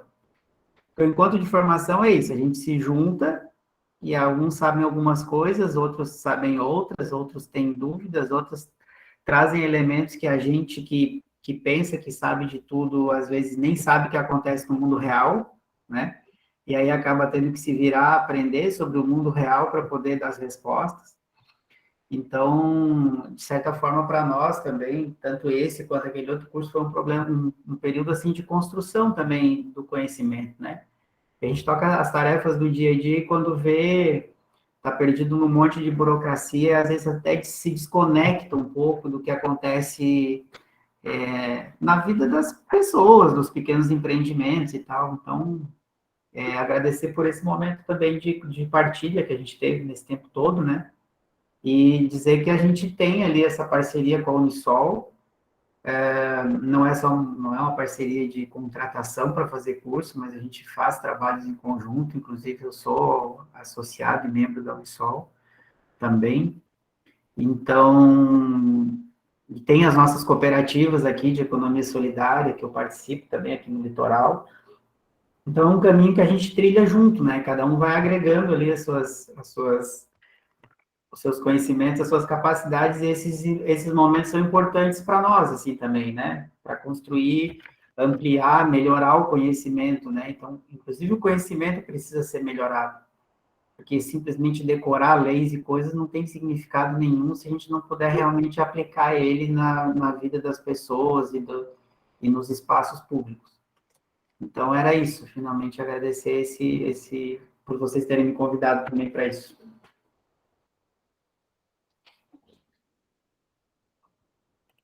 Quero agradecer também a todos vocês que participaram, pelo aprendizado, né, que a gente teve aqui, todos juntos, e a gente, com certeza, vai estar se vendo em outras formações, ali o grupo do Artes, vocês podem estar colocando ali os horários, como a Beta pediu, para a gente construir uma nova formação, podendo ser um horário que beneficie a todos que querem participar. Obrigada a todos. Muito obrigada.